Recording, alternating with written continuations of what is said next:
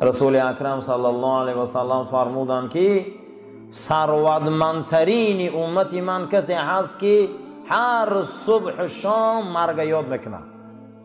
همین آدم مرگ که یاد کنه برنامه نمیبرو، مرگ یاد کردن در کره.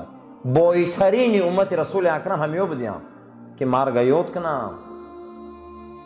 این مردن میبیو بسیار عجایب چه مردن.